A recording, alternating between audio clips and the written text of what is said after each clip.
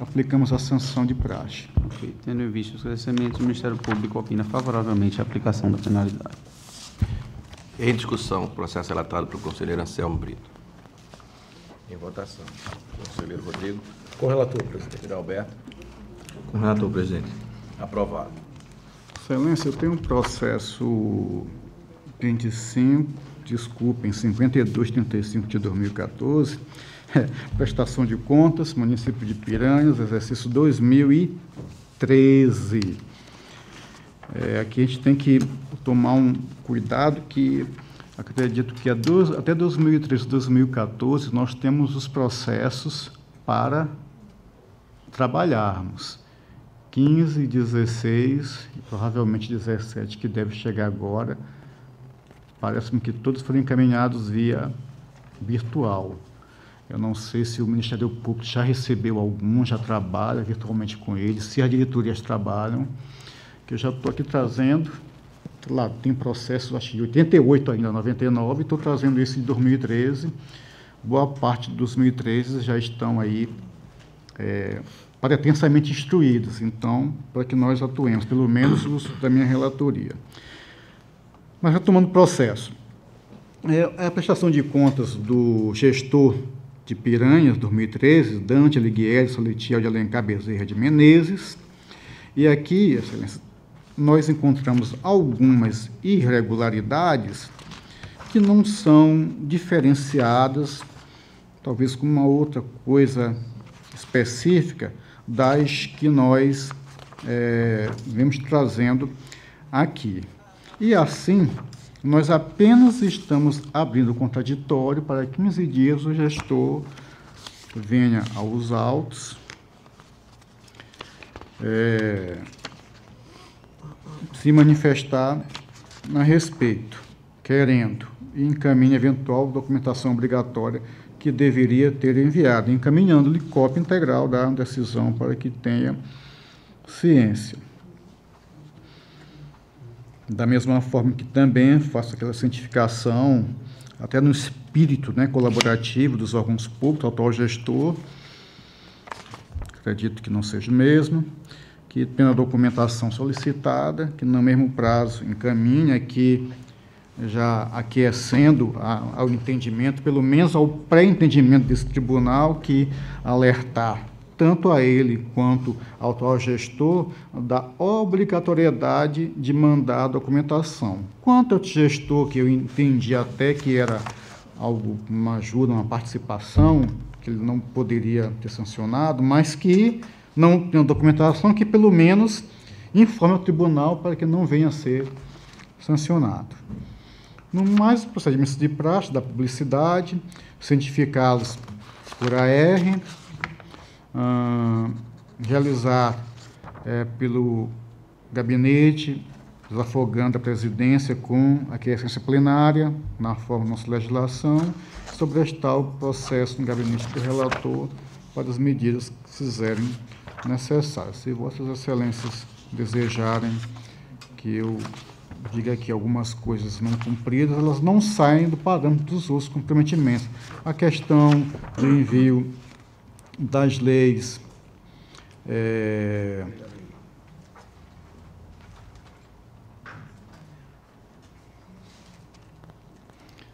a questão de previsão em lei de matéria imprópria, remanejamento, por exemplo, abertura aqui de crédito, de um tipo de crédito que, se aberto, pode deixar margem para que se abra um outro tipo de crédito, por exemplo, crédito especial. Abrindo esse valor, eu posso também trazê-lo para crédito suplementar, que são assuntos, até na lei, tratados de forma diferenciada. A questão do déficit primário aqui verificado, questão das transferências de capital, da superprevisão orçamentária e da execução irrisória, da questão de certas rubricas de valores consideráveis, por exemplo, receitas correntes intra-orçamentárias e despesas correntes extra-orçamentárias. As receitas correntes, na ordem do somar aqui, de 2.600.000, quando não houve nenhuma despesa corrente intra-orçamentária. E até pelo manual da contabilidade, é a rubrica que não deveria constar dessa escrituração.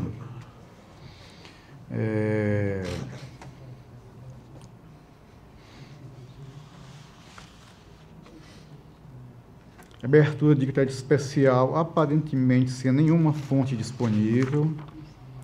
Questão de status bancário, sem comprovação de status, valores sem comprovação. Questão do inventário, né, do patrimônio municipal. Questão de provisões matemáticas aqui para regime próprio, embora nos autos não está em nenhum momento de regime próprio. Não cumprimento dos 15% de saúde.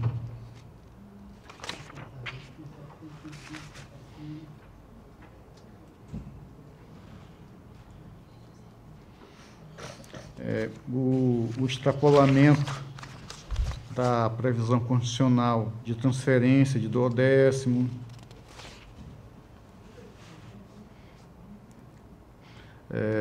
A questão da despesa de pessoal do Poder Executivo, que ultrapassou o teto.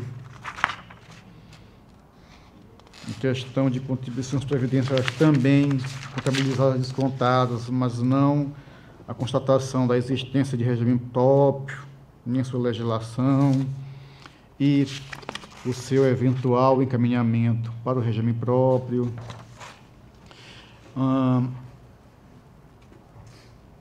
Os relatórios cobrados na Constituição, na LRF, RGF e o réu, eles são diferentes do que consta na prestação de contas, estão pedindo para explicar. Alguns desses que não foram enviados ao tribunal também. A questão do controle interno, que eu chamo a atenção, que as contas são de 2013. Então, não há nada do controle interno aqui. Só por causa disso, segundo previsão interna nossa aqui, já seria suficiente para reprovar as contas. E estou pedindo aqui a explicação. Também os relatórios essenciais dos conselhos de assistência social, Fundeb, Conselho de Saúde, que eu entendo que até alguns pontos é prejudicial a análise do tribunal, deve vir junto à prestação. Informações sobre consórcios públicos, saber se o município participa de algum consórcio, se o seu gestor é presidente de um consórcio, se não for, que mande a questão do contrato de rateio, porque são recursos municipais que vertem no consórcio público ao montante. Em razão disso, Excelência, eu estou concedendo, nós estamos concedendo prazo para que se manifeste a respeito, querendo, encaminhando a documentação que entender conveniente aqui já, me repetindo, senhor presidente, como voto. Doutor Enio. O Ministério Público, tendo em vista as inconsistências detectadas no gabinete do conselheiro relator, opina favoravelmente a realização das diligências e também já solicitando documentos e também já notificando para apresentar a defesa, não é isso, conselheiro? Então, o Ministério Público opina favoravelmente a notificação do gestor para apresentação de documentos e de defesa nos autos. Em discussão, o processo relatado pelo conselheiro Anselmo Brito. Senhor presidente, eu tenho uma questão de ordem. Pois não. Apenas uma dúvida com relação ao procedimento. Esse processo passou pelo Ministério Público, passou pela auditoria? Não, é a primeira análise prévia quando chega o gabinete, que nós já verificamos a ausência dessas informações e das situações aqui postas, aí nós, devido à nossa possibilidade de trabalhar de ofício, até para não percamos tempo, já fazemos essa solicitação. Mas houve uma manifestação da diretoria? Tem.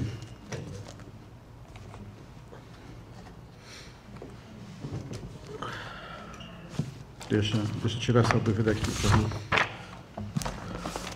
Mas esses processos, eu sei que tem, estou dizendo assim, porque os únicos que não têm manifestação são 3. Eu acho que é Canapi, senador Rui Palmeira, da época, não sei, mas o município. Todo o restante tem o parecer.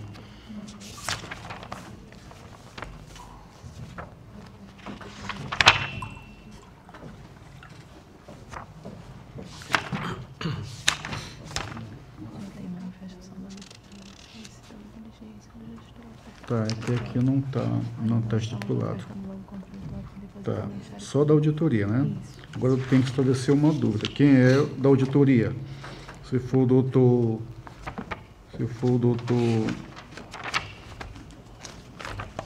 Alberto, se for o doutor Alberto, doutor Rodrigo, é o parecer, é o relatório 26 de 2010, viu? Não, isso aqui não é de 2010, não. Isso aqui é uma coisa anterior. Espera aí.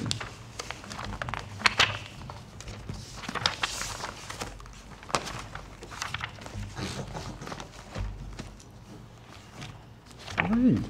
Não, você está mexendo no processo errado. Não, tem alguma coisa aqui. Que é outro processo? É, Piranhas SC. 4810. 4810-2009.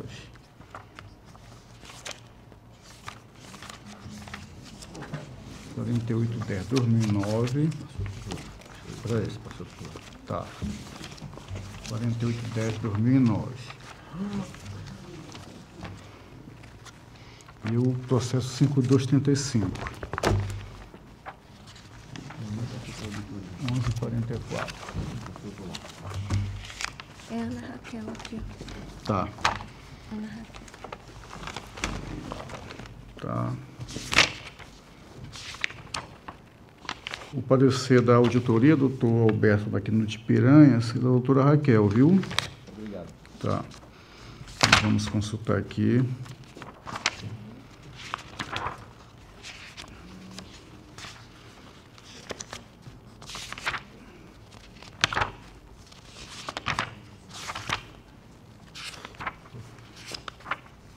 E o parecer prévio o relatório AFDEFAFON, doutor Rodrigo, é o... que número é esse? 50/2016, da DEFAFON, tá? E tem já a manifestação também da auditoria. Daí tomamos essa providência, quando retornar vai ter o encaminhamento normal.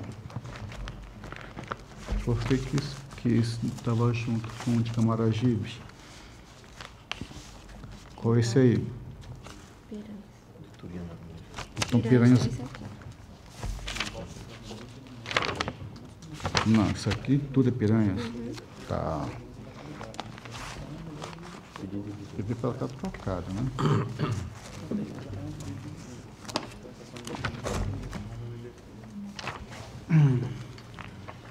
É isso, senhor presidente. Doutor Rodrigo. Terminada a discussão, em votação. Conselheiro Rodrigo.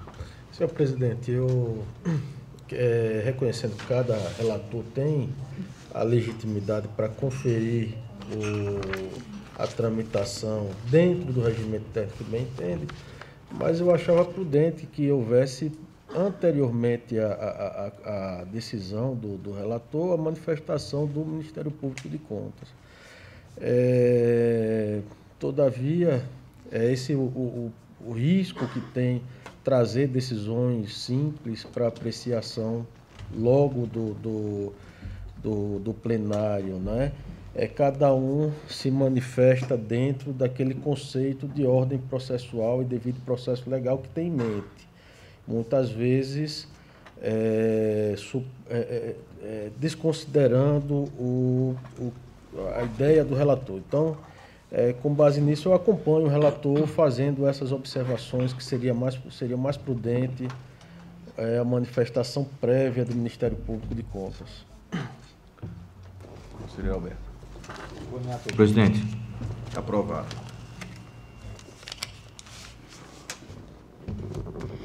Senhor presidente, trago aqui o processo 4810 de 2009. a prestação de contas, né, matriz do Camaragibe, esse financeiro de 2008. Vamos lá. O Tribunal de Contas tem esse mistério constitucional de emitir parecer prévio sobre as contas de governo, e os autos de prestação de contas do senhor Petrúcio Benedito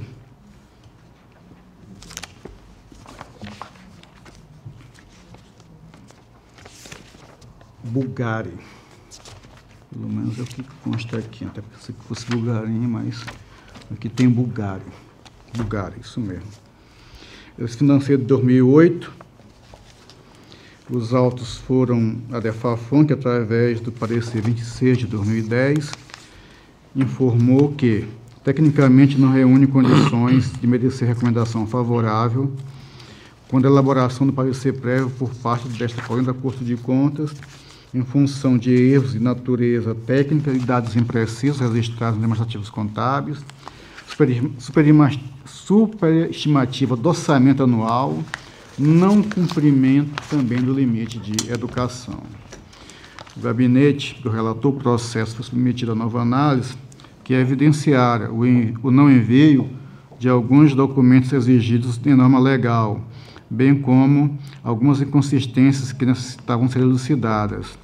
Isto feito, em 28 de março de 2017, converteu-se o julgamento em diligência por meio de decisão simples, publicada em 5 de abril de 2017, para que o gestor, querendo apresentar esclarecimentos justificativos despertinentes, remeta os documentos considerados de envio obrigatório ao tribunal.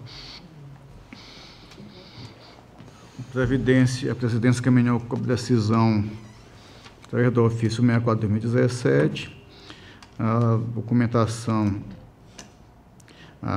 o ofício retornou, fracassadas as alternativas, a notificação se deu por meios ordinários de citação do então gestor, foi publicado na Gazeta de Alagoas e no Diário Oficial Eletrônico do Tribunal, respectivamente nas edições do dia 17 e 18 de agosto de 2016, edital de citação com prazo de 30 dias, exaurindo as possibilidades de localização do interessado. Considerando todo o esforço empregado para a dialética processual, o gestor não apresentou alegações de defesa, tornando-se réu para todos os efeitos a teor do disposto no artigo 18, 3º de nossa lei orgânica. Também não foi realizada inspeção em loco no município de Matriz de Camaragibe referente ao exercício, conforme consta também do próprio relatório da diretoria competente. Este é o relatório. Permita-me, o PPA para os anos de Instrumentos de Planejamento e Programação, o PPA para os anos de 6 a 9 não foram encaminhados ao Tribunal de Contas, descumprindo norma regimental de possível sancionamento na forma da Resolução Normativa 2 de 2003.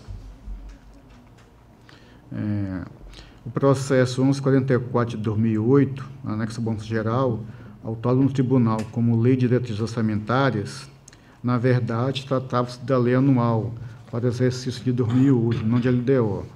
Assim, não sendo também localizado na Corte qualquer instrumento que cuidasse das metas e prioridades previstas para a mensalidade em comento, fato também atento à legislação do Tribunal, objeto de sancionamento. A Lei Municipal 54 de 2007 aprovou o orçamento de 2008, estimando a receita em 41.400.000, e no seu artigo 4º a possibilidade de abertura de créditos adicionais do tipo suplementar 60%.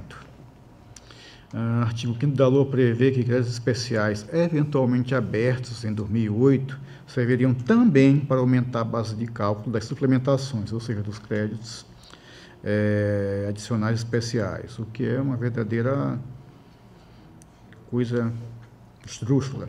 A situação narrada concede ao gestor um novo limite para alterar de forma indiscriminada o orçamento vigente, caracterizando a um só tempo duas práticas de duvidosa legalidade. A primeira em virtude da natureza jurídica dos créditos adicionais especiais suplementarem quaisquer dotações existentes, situação não permitida na forma dos artigos 41 e 42 da Lei 43.2064. A segunda, de que possa haver na LOA autorização ilimitada para gastos, conforme vedação trazida no artigo 67, inciso 7º da Constituição Federal de 88 e 5º, parágrafo 4º da LRF. O artigo 7º autoriza a criação de elementos de despesa dentro de cada projeto, atividade e operação especial, para as fontes de recursos não contempladas na respectiva lei. Eu também fiquei aqui pensando o que significaria isso, né? Tal previsão permite que as despesas sejam criadas e ainda tenham seus valores majorados, independentemente de autorização legal específica, modificando o orçamento também de forma indiscriminada por ato infralegal, no caso, acredito que seria o decreto. Fato que atenta, inclusive, contra a competência do próprio titular do controle externo, Poder Legislativo Municipal, além de caracterizar prática vedada da mesma forma no inciso 67, inciso 7º Constitucional e também na LRF. O artigo 8º dispõe sobre a possibilidade da municipalidade, isso aqui também é interessante, assumir custeio de competência de outros entes da federação, mediante convênio, acordo ou ajuste, caso comprovado o interesse público. Eu até vejo aqui uma espécie de início de questão relativa a consórcio público, é o que me chega mais perto de um ente assumir o custeio de outro ente da federação. Também é algo muito estranho à minha pouca leitura. Resta evidente o descompasso com o artigo 65, parágrafo 8º da Constituição, que a doutrina apelida de princípio de exclusividade, já que a lei orçamentária trata de dispositivo estranho à previsão da receita e fixação de despesa. Aliás, isso é clássico. Da execução orçamentária, financeira e patrimonial, houve um superávit orçamentário de 97 mil, o município abriu créditos, para mim, ainda injustificáveis, previsões de 60% de crédito adicional, mas aqui obedeceu a lei, abriu 58%. Isso só revela o que apontou o relatório aqui da diretoria, do orçamento superestimado, onde no decorrer do exercício financeiro, sabe que a arrecadação não atingirá o montante da previsão. Palavras do técnico no relatório 26 de 2010. O saldo financeiro para o exercício anterior, de 2007, advindo de R$ 764 mil, registrado no balanço financeiro de 2008, corresponderia unicamente à conta restos a receber da União. Por sua vez, diverge registrado no balanço financeiro de 2007, que apresenta a importância de 1.240.000. Ou seja, o saldo que em 2008, vindo de 2007, de 1.240.000, em 2008, transformou-se em 763.440, composto pelas contas bancos, conta corrente, bancos de aplicação financeira, produzindo em 2008 resultado financeiro diverso da realidade. A própria rubrica restos a receber da União não deveria ser contabilizada como saldo financeiro, vez que não representa valores em espécie, sendo potencialmente apenas direito adquirido e ainda pendente de recebimento. O saldo do exercício seguinte, de praticamente R$ 1 milhão, foi representado nas contas bancos e caixa, diversos responsáveis e também restos a receber da União, 286 mil. Então, a rigor, haveria que se comprovar o que efetivamente recebeu da União, que não consta na prestação de contas. Nas contas dos diversos responsáveis e os restos a receber da União, conforme tratado, não deveriam estar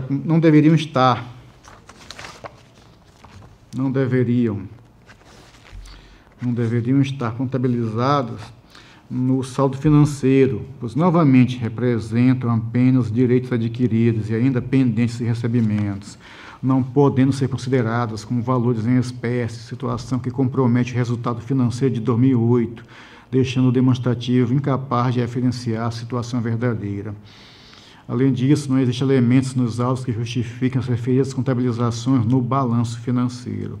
Por outro lado, a rubrica restos a receber da União, desde 2007, é indevida, pois a portaria conjunta STN-SOF de 2 de 2007 revogou tal instituto. E essas contas são de 2008. O valor da conta banco, de cerca de 630 mil, não foi devidamente comprovado, haja vista a falta de vários extratos bancários. E aqui vem um rol dos extratos. Quanto à questão de dinheiro na conta caixa, é evidente o descompasso com o artigo 64, 4ª da Constituição Federal e artigo 43 da LRF, para que esses valores sejam depositados em instituições financeiras oficiais e não ficarem no caixa da Prefeitura. Em relação ao balanço patrimonial agora, a conta resto a receber da União de 286 mil teve sua contabilização equivocadamente registrada no ativo financeiro disponível, acrescendo de forma fictícia as disponibilidades, já que a referida conta não representa valores realmente disponíveis para aplicação nas ações do município, pois seria apenas direito, pretenso direito adquirido, mas ainda pendente de recebimento, situação que por si só prejudica também o saldo patrimonial, não só o financeiro, mas o patrimonial também, apurado em 2008, não refletindo a realidade da gestão municipal. A conta de diversos responsáveis, apesar de irrisória, mas tendo em vista a contabilização de forma genérica, fere também a boa prática contábil, por não permitir clareza, transparência do que está ali registrado. No passivo financeiro, há valores de R$ 134 mil, dívida flutuante, de resto a pagar R$ 129 mil, de consignações, valor irrisório de R$ 5.200. No entanto, as despesas contabilizadas em resto a pagar não observaram o tratamento previsto nos artigos 36 e 92, parágrafo único, da Lei 4320, que exige a sua discriminação em processadas e não processadas. Até porque há uma impossibilidade aí fático-jurídica, se isso é possível, de se, salvo motivos extraordinários, cancelar créditos, cancelar os restos a pagar processados, já que constituem direitos adquiridos daqueles que prestaram serviço, forneceram bem. No demonstrativo da dívida flutuante, o saldo advindo desse anterior, relativo às obrigações de curto prazo da mutualidade, não tinha valor algum. Entretanto, a prestação de contas do exercício financeiro de 2007 apurou saldo patrimonial de cerca de R$ 2.123.000, o qual deveria passar para o exercício de 2008.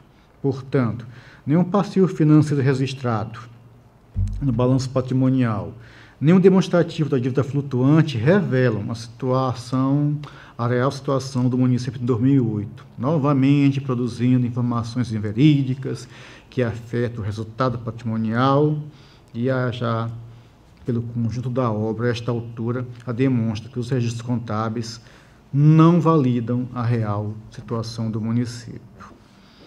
Outra inconsistência encontrada foi com relação ao saldo patrimonial do ativo permanente, pois no balanço patrimonial de 2008 representa um montante de R$ 254 mil, muito aquém do registrado em 2007, que contabiliza a bagatela de R$ 9.200.000. O fato narrado, mais uma vez, confirma que os registros contábeis não retratam a realidade, tornando-se demonstrativos, que a palavra é forte, mas é isso mesmo, imprestáveis à análise da Corte, visto que sequer atende os critérios técnicos estabelecidos na Lei 4320, especialmente quanto à evidenciação da situação patrimonial.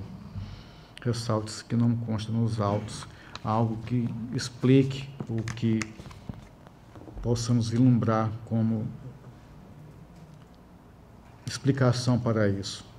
O passivo permanente apurado em 2008, de 6 milhões, também não revela a situação do município, pois o resultado apurado no anterior, de 2007, de 10 milhões 180, não foi integralmente considerado no demonstrativo da dívida fundada, sendo registrado apenas o montante de 6 milhões 658 mil, não existindo razão para essa diferença de 3 milhões, nem razão nem justificativa, de 3 milhões 500 mil reais. E mesmo porque, ainda com relação aos demonstrativos, desse valor foram amortizados apenas 524 mil. Então, aí 3 milhões e meio desaparecidos. O município teve contribuições previdenciárias, reteve ao fundo de previdência própria no valor de 1 milhão. No entanto, não consta nos autos documentação comprobatória, inclusive do efetivo repasse ao órgão.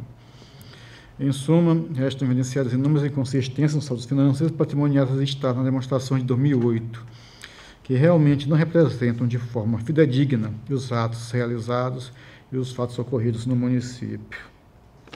E aqui, evidentemente, tal a gravidade, sei que não está se julgando, mas é bom que conste aqui, ressaltar, inclusive, a responsabilidade solidária do profissional contábil, quanto às informações prestadas e contabilizadas na prestação de contas, as quais deveriam obedecer aos princípios e legislações aplicáveis ao setor público, conforme previsto no artigo 2º, inciso 1º, e no artigo 3º, inciso 20º, da Resolução CFC 803 de 96, Código de Ética Profissional, Código de Ética Profissional do Contador.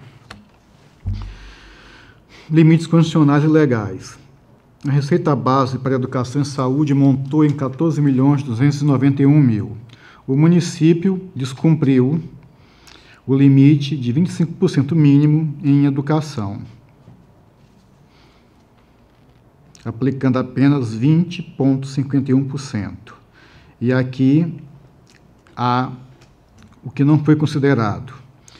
A administração geral, função 122, 271 mil. Despesas de convênio com PENAI, 300 mil.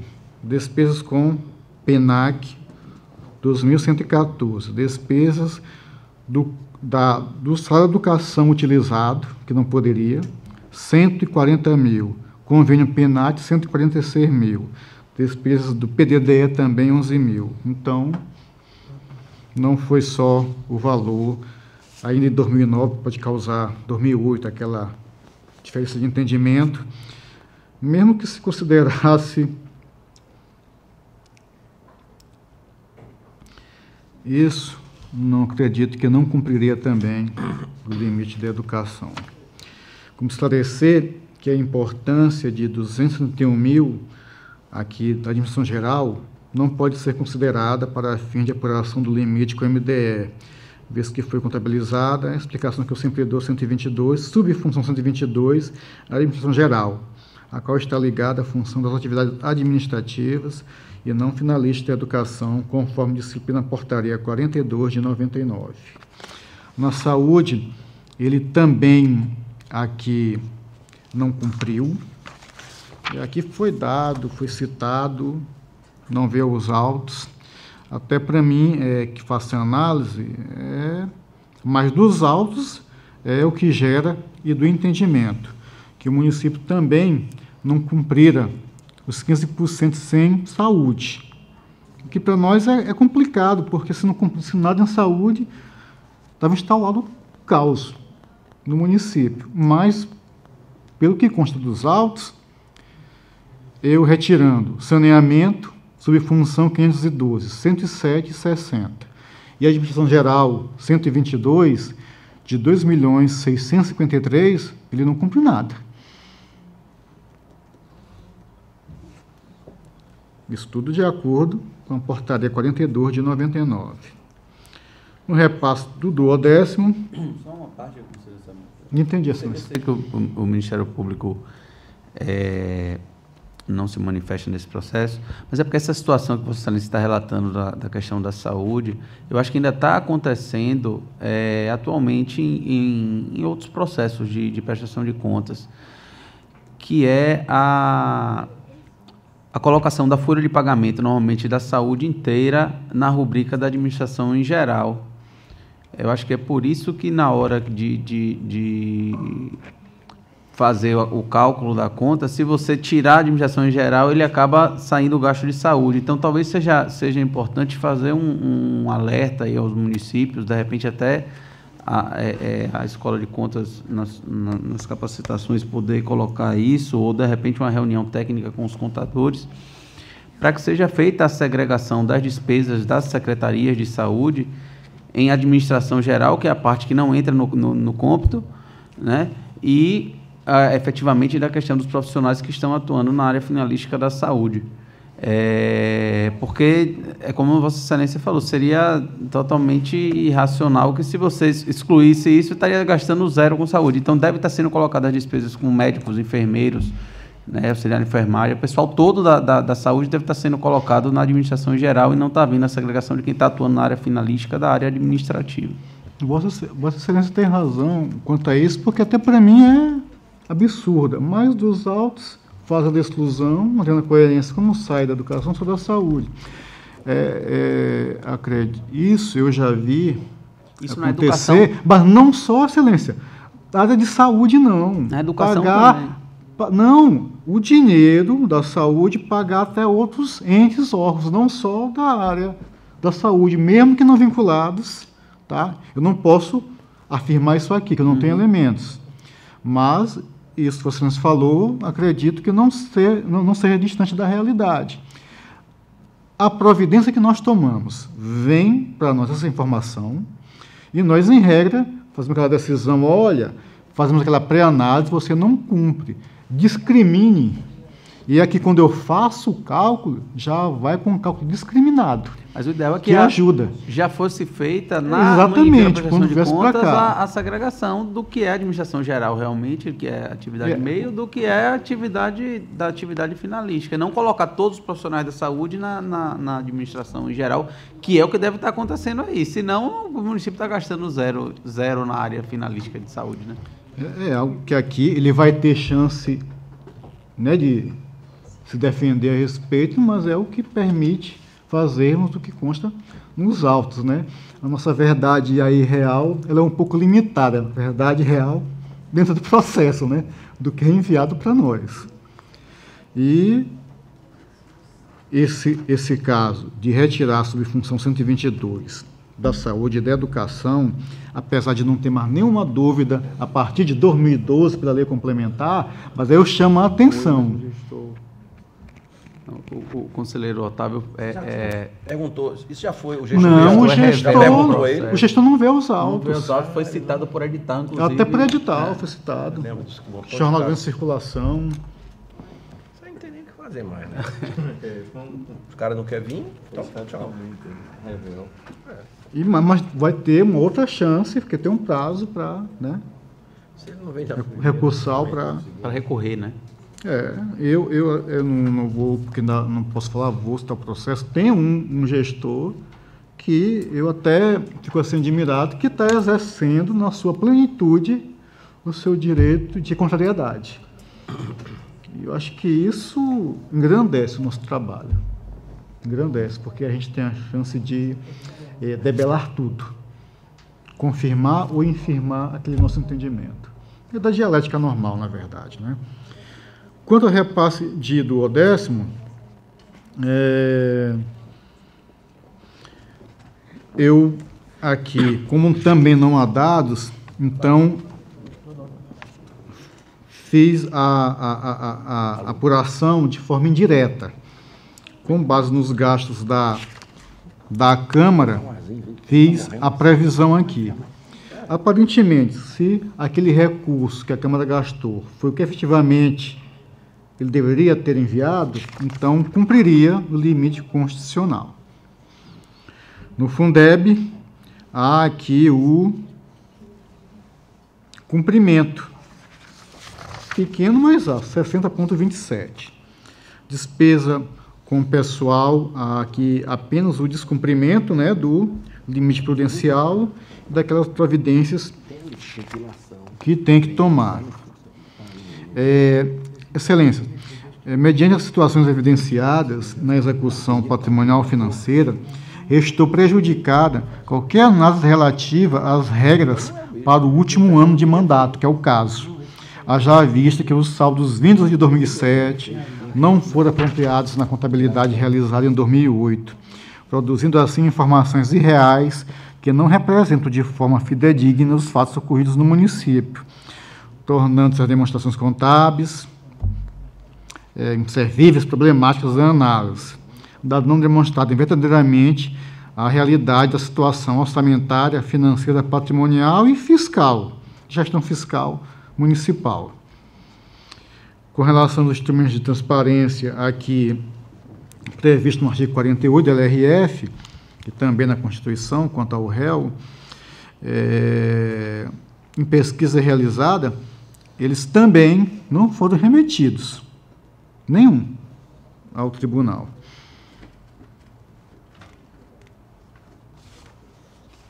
O sistema de controle interno não consta nos autos relatório de controle interno, que ratifica os registros efetuados nas demonstrações contábeis de 2008, não trazendo qualquer informação relacionada à ausência de saldos patrimoniais e financeiros de 2007. Portanto, cabe também enfatizar a responsabilidade solidária da controladora, a senhora Ivanilde Lima Silva, quanto às informações prestadas e contabilizadas junto à prestação de contas, as quais devem obedecer às formalidades dos registros contábeis, bem como as legislações aplicáveis no controle do patrimônio público. Traço algumas recomendações. Aqui eu tenho um posicionamento. Recomendações é algo mais voltado para outro tipo de controle externo do que para o controle externo napoleônico, nosso, que determina. Isso aqui é algo mais voltado àquela de controle geral ou de um misto. Mas eu não vou... Se fizer um estudo, talvez eu apresente, me posicione melhor a respeito, mas aqui faço algumas observações, algumas recomendações, para que o gestor, ou na impossibilidade, os posteriores, observe o calendário das obrigações dos gestores públicos, elabore os instrumentos de planejamento conforme a realidade municipal e as necessidades da população, elabore... observando as normas vigentes, sobretudo as constitucionais, encaminhar a documentação dos valores do que contabilizado, pelo menos de forma amostral, para subsidiar a análise, manter a disponibilidade das instituições financeiras oficiais, conforme a exigência constitucional, a legislação quanto à elaboração das peças contábeis, muitas explicativas para explicar os fatos que possam gerar dúvidas, cumprimento rigoroso da aplicação e limites constitucionais e legais, providências tendentes, despesa de pessoal, a regularizá-la, relatório de controle interno, obrigação prevista aí, para não descermos tanto no tempo, mas desde 88, obrigatória. E, tendo em vista, Excelência, tudo que aqui é narrado, especialmente a omissão dos saldos financeiros patrimoniais advindos do exercício anterior na contabilização de 2008 e o descumprimento dos limites mínimos em educação e saúde, eu trago o voto para que este tribunal emita um parecer prévio, recomendando ao seu titular, ao titular do Controle Externo Municipal, quando do julgamento, julgue pela irregularidade. Evidenciar as recomendações ao Poder Legislativo e também ao Poder Executivo atual, para que dela tome ciência. Solicitar à Câmara de Vereadores que comunique o resultado do julgamento na forma regimental e também dê a publicidade necessária na forma do artigo 48 da LRF. Remeter cópia do parecer ao gestor epigrafado, de forma a não haver dúvida de sua notificação. Informar ao gestor da possibilidade recursal, na forma de nossa lei orgânica, instaurar procedimento apartado no âmbito da Corte para fins de apuração de responsabilidade da senhora Ivanilde de Lima Silva, titular do Controle Interno Municipal, comunicar ao Conselho Regional de Contabilidade para que apure a conduta da profissional senhora Isabel Cristina da Silva Teles quanto às práticas contábeis em razão da desobediência crassa às normas aplicadas ao profissional. O profissional deve ter o zelo em aplicá-las. Solicitar, independentemente do julgamento feito pelo Poder Legislativo Municipal, a instalação de procedimento apropriado de competência da Corte para verificar a ocorrência das situações dos itens 18, 20, 23, 24, 26, 27 e 28 deste parecer, assim como para o processamento do julgamento da conduta disposta no artigo 5º, inciso 1º da Lei 10.028, que trata dos crimes fiscais, mas que a conduta a ser apurada pelo tribunal é a conduta administrativa de não envio do RGF e também da questão do não envio do anexo na LDO. Não mandou LDO, não mandou também os anexos. Remeter cópia do parecer para o Ministério Público Estadual e para o Ministério junto ao Tribunal, que diz respeito às suas atribuições, nem que seja apenas para mero acompanhamento. Publicar essa decisão para eficácia, retornar o processo ao gabinete para os cumprimentos dos dispositivos acima, após o cumprimento dos dispositivos acima, para outras medidas que se fizerem necessárias. É como voto, senhor presidente. Doutor Ender. Como já havia falado, como trata-se de processo de prestação de contas anteriores, esse de 2010, o processo não tramita pelo Ministério Público e não há manifestação formal nos autos. Em discussão, processo relatório. Senhor presidente, é apenas uma questão de ordem. Eu queria entender o motivo pelo qual Vossa Excelência, Sua Excelência, o conselheiro relator, está encaminhando ofício ao Conselho Regional de Contabilidade para apurar responsabilidade do contador. Vossa Excelência entende que houve um erro, houve má fé da parte da contadora, houve um erro grosseiro, porque houve um erro de fato, aparentemente, né? E quais seriam esses erros? Porque eu detectei da leitura do voto apenas a utilização dos restos a receber como na contabilidade do município. Não, Excelência. Toda a parte contábil elaborada, ela, na verdade, não retratou a realidade municipal. Então, exemplo, demonstrativos atuais de 2008, que demandariam informações demonstrativos de 2007, valores esses que deveriam se repetir em 2008, e não se repetiram. Aí isso aí afetou tudo, afetou a elaboração do demonstrativo financeiro, do demonstrativo patrimonial, inclusive até aquelas retificações que se faz no final de mandato, que a LRF manda, ficou prejudicada, porque os dados eram irreais. E isso eu posso afirmar que era irreal, porque nós comparamos o que estava em 2007 com o que foi trazido para 2008.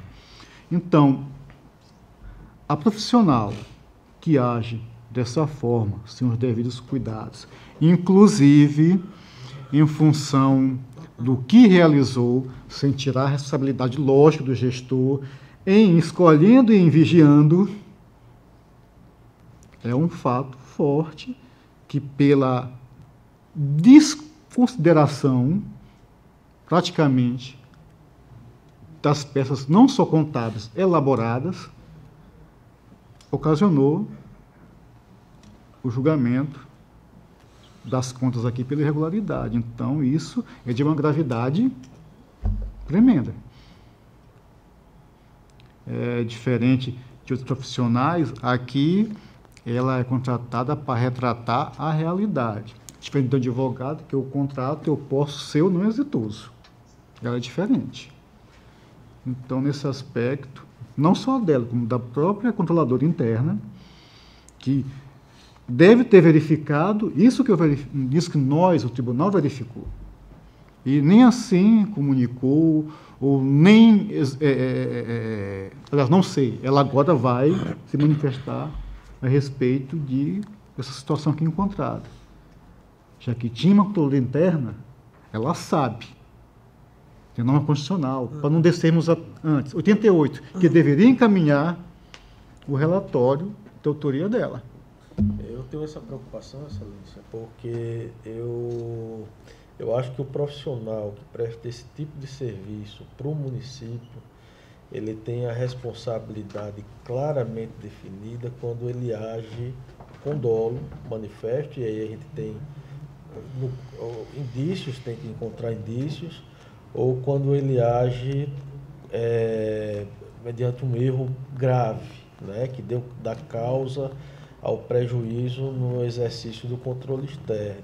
Era essa a minha preocupação, mas aí eu acho que ficou bem claro que a contabilidade do município, por não representar essa realidade, não evidenciar essa realidade, há indícios suficientes para que a gente possa entender que houve um erro, no mínimo grosseiro, da parte da profissional, né?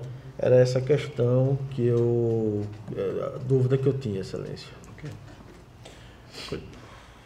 Em votação, conselheiro Rodrigo. Senhor presidente, eu, com base nessas informações e no fato também de que o gestor foi citado e não se manifestou, não apresentou defesa, eu acompanho integralmente o voto do relator, mas também gostaria de ressaltar a importância do voto dele, principalmente no último capítulo do voto, quando o conselheiro relator, ele orienta o gestor como ele deve fazer para elaborar a contabilidade dele da forma correta. Eu acho que tão importante quanto a gente opinar pela rejeição, é a gente, como tribunal, agir de modo a auxiliar efetivamente o Poder Legislativo e colaborar com o exercício da administração pública. No mais, eu acompanho integralmente o voto do relator. Conselheiro Alberto. O relator, senhor presidente. Eu concordo, conselheiro Rodrigo. Eu acho que, até porque o gestor efetivamente não está mais na função, não deve estar, dificilmente. Poderia, 2008, nós estamos em 2010 anos depois, mas o gestor atual que for verificar e for receber depois, e isso aí vai para a Câmara e o gestor vai tomar conhecimento, é muito importante, porque a gente devagarzinho vai mudando a cultura e vai inserindo coisas que, na verdade, no passado não tinha, para o próprio tribunal, não era cobrada a importância, né? Nós estamos em 2010 anos depois. Então, o gestor, à época, tinha um tipo de cobrança e a gente funciona, o brasileiro, culturalmente, funciona pelo aquilo que cobrou. Não dá mais um ponto a mais do que não cobrou. Então, o próprio tribunal não tinha esse tipo de atitude. Então, é importante que essa coisa se funda e mais ainda, conselheiro, doutor, a proposta é que a gente efetivamente, e essa é a proposta da escola, é que a gente possa, através da AMA, centralizando nela, esse tipo das exigências, a gente possa cada vez mais sedimentar como treinamento dos servidores, para que ele possa passar para o gestor a necessidade de ter isso, ou seja, tudo que efetivamente a legislação exige, né? Mas isso é um processo e eu acho que quanto mais a gente colocar e efetivamente comunicar o gestor recente e a gente fizer esse papel de parceiro no primeiro momento, que esse é o papel da escola, do meu entendimento, de parceria entre o município, acho que a gente vai, aos poucos, evoluindo e melhorando a qualidade das prestações de conta. Por isso que eu gostaria de parabenizar o voto do conselheiro Anselmo, né? Eu acho que ele foi brilhante ao introduzir essas orientações ao gestor e, ao mesmo tempo, eu acho que ele nos instiga também a buscar as instituições que representam os gestores no intuito de alertá-los de que eles precisam buscar se qualificar para poder atingir a excelência na administração pública, né? Eu acho que é essa a mensagem que o voto do conselheiro Anselmo deixa aqui no dia de hoje. Isso aí, parabéns. Está aprovado. Senhor presidente, então, por não haver quórum para deliberarmos, eu adio os processos 12.589 de 2013 e 17.836 de 2013, em virtude da atuação do conselheiro Alberto Pires.